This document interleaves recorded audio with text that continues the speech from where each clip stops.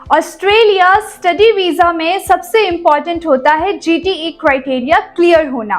Because normally अगर हम देखें तो जीटीई क्राइटेरिया क्लियर होने के बाद ज्यादा चांसेस होते हैं स्टूडेंट वीजा अप्रूवल के। पर फिर भी कुछ केसेस में ऐसा क्यों होता है कि जीटीई क्राइटेरिया क्लियर होने के बाद भी ज्यादातर स्टूडेंट्स रिफ्यूज्ड हो जाते हैं? उसके पीछे क्या रीजन है?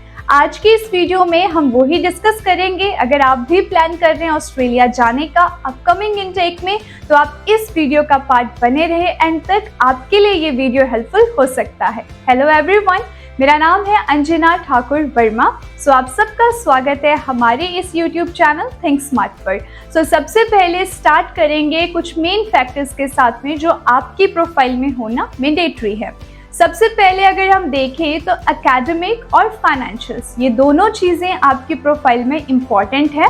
बट इम्पॉर्टेंट के साथ ही अगर मैं बात करूँ रिजेक्शन की, तो ये दोनों बेसिस पे रिजेक्शन बहुत कम देखने को मिलता है। मैं रिपीट कर रही हूँ स्टूडेंट, ज़्यादातर एप्लीकेंट्स ये सोचते हैं कि हमारे एकेडमिक बेसिस पर या फाइनेंशियल बिहाफ पर वीज़ा रिजेक्ट हो सकता है। वो बहुत ही कम केसेस में देखा जाता है। फॉर एग्जाम्पल, अगर 10 केस फाइल्स अप्लाइड है एम्बेसी में, तो उसमें से 7 वीज़ा अप्रूवल होते हैं और जो 3 वीज़ाज रिफ्यूज्ड होते हैं वो सिर्फ इन बेसिस पर रिफ्यूज्ड होते हैं।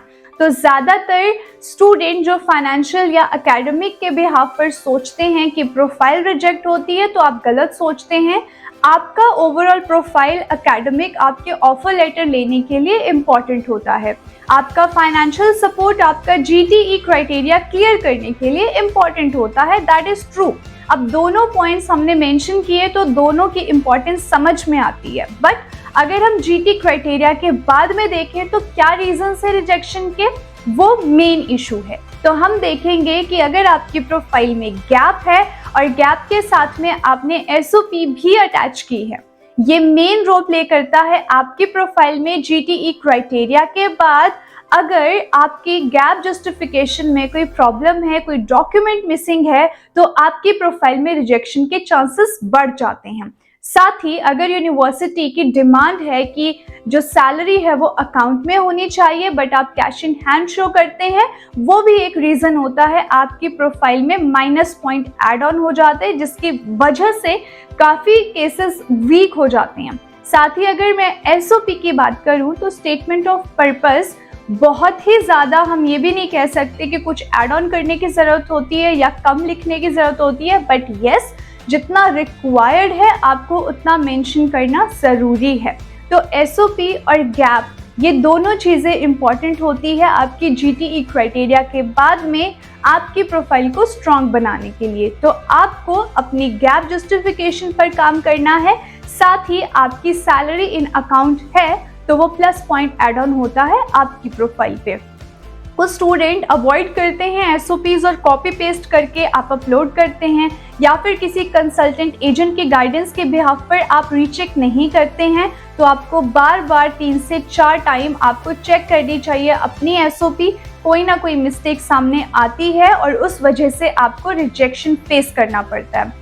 बट सबसे इम्पॉर्टेंट चीज़ क्या है, अगर मैं जीटी से पहले या फिर आपके एसओपी और गैप से पहले भी बात करूं, तो सबसे इम्पॉर्टेंट होता है चॉइस ऑफ यूनिवर्सिटी। बिल्कुल, किसी भी यूनिवर्सिटी का जो लेवल है वो डिपेंड करता है और उसी के ऊपर डिपेंड करता है आपका वीज़ा सक्सेस रेशो या फिर रिजेक्शन।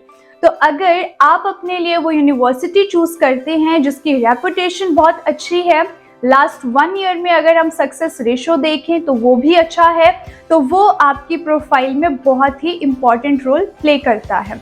ज़्यादातर स्टूडेंट ये समझते हैं कि हमारी प्रोफाइल बहुत स्ट्रॉन्ग है एकेडमिकली या फाइनेंशियली, तो हमें ज़रूरत नहीं है कोई अच्छी यूनिवर्सिटी देखने के लिए, तो हमें वीज़ा मिल ही जाएगा।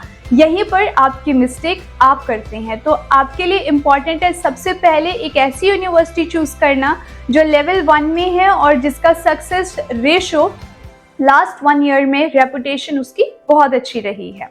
तो ये है कुछ मेन पॉइंट्स जो आपको पता होने चाहिए। बिकॉज अगर छोटा सा एग्जांपल मैं दूं, अगर आप देखें लेवल 1 लेवल 2 के कॉलेजेस में, तो 50-50% सक्सेस रेशो जो देखने मिलता है वो यही रहता है। ज़्यादातर केसेस रिफ्यूज्ड होते हैं, 10 में से 9 केस रिजेक्ट होते हैं, किसी एक स्टूडेंट का वीज़ा आता है, तो हम उसे सक्सेस रेशो नहीं कह सकते।